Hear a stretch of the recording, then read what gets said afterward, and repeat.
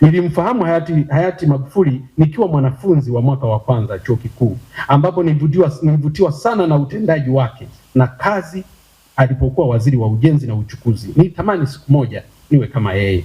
Nakumbuka katika mkutano mkuu wa CCM mwaka 2012 nilimfuata na kumwomba agombee nafasi ya rais katika Jamhuri ya Muungano wa Tanzania mwaka 2015, lakini alinifukuza na kusema hana mpango huo.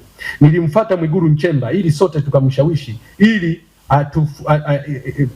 ili tumshawishi. Pia alitufukuza huku akisema kuwa ni lazima tuheshimu uamuzi wa kaka, kwamba yeye hana mpango wa kugombea nafasi ya rais. Pia nitakumbuka Mei mwaka 2015 ndiye mimi bungeni niliyekuwa mbunge wa mwisho kumuuliza swali ndani ya bunge, ambapo baadaye nilipata fursa ya kukaa naye mezani kwake na kupata ufafanuzi wa kina kuhusu swali nililokuwa nimemuuliza, ambapo awali wakati anajibu swali hilo aliomba tuonane mezani kwake tuzungumze mengi na kukubaliana. Wote wawili tulikuwa tumeshachukua fomu za kugombea nafasi ya rais ndani ya Chama cha Mapinduzi mwaka 2015, na baadaye Dr. Magufuli alichaguliwa kuwa rais wa Jamhuri ya Muungano wa Tanzania mwaka wa 2015. Nakumbuka alivyokuwa mfuatiliaji makini wa utekelezaji wa majukumu ya wizara. Nilipokuwa naibu waziri wa nchi ofisi ya makamu wa rais muungano na mazingira, na nilipokuwa waziri wa mifugo, simu za usiku na mchana, vikao vingi sana, ilikuwa hakuna kulala, ni kazi tu. Nitakumbuka siku ameniteua na kuniapisha kuwa waziri wa mifugo na uvuvi. Usiku wa ule saa 8 usiku akanipigia simu akilalamika kwamba haoni ninachokifanya katika wizara hiyo. Yaani sijaapishwa.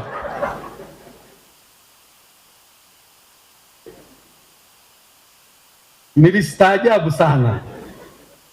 Nilikuwa bado hata sijaripoti wizara, na hata wakati mwingine nilikuwa sijui wizara ya mifugo na uvuvi iko wapi.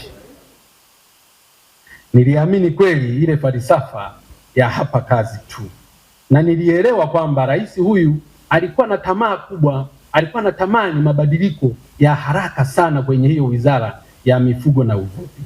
Nilijipanga kufanya kazi ya wizara mimi na wenzangu, wakati mwingine tulikaa ofisini mpaka hadi saa 7 usiku ili kuweza kukidhi matakwa na mahitaji ya kiongozi wetu wa juu, Rais Dr. John Pombe Joseph Magufuli.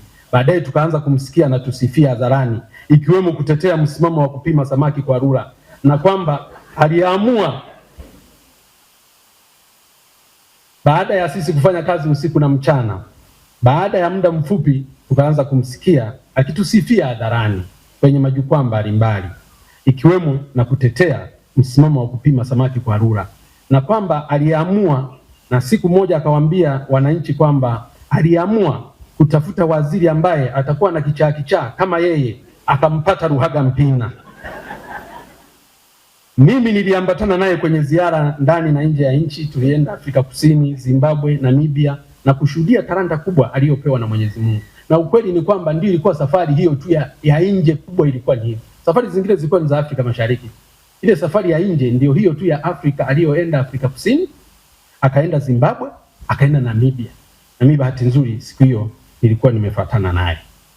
Kwa hiyo niliendelea kuona namna ambavyo tulikuwa tunajaribu hata kukutana na viongozi, marais wa huko pamoja na marais wa staff na watu wengine wakubwa duniani kwenye vikao vile. Ndio unaelewa kwamba huyu kiongozi alikuwa na kipaji kikubwa sana. Mimi binafsi nilipopata taarifa za kifo cha Rais Magufuli nililia sana, tena kwa sauti kama mtoto mdogo. Niliona dunia imebadilika. Nilipata mkanganyiko wa kifikra na upweke uliopitiliza, nisijue la kufanya. Nilijua nchi na dunia imepoteza kiongozi bora ambaye ni vigumu kumpata mwingine wa aina yake.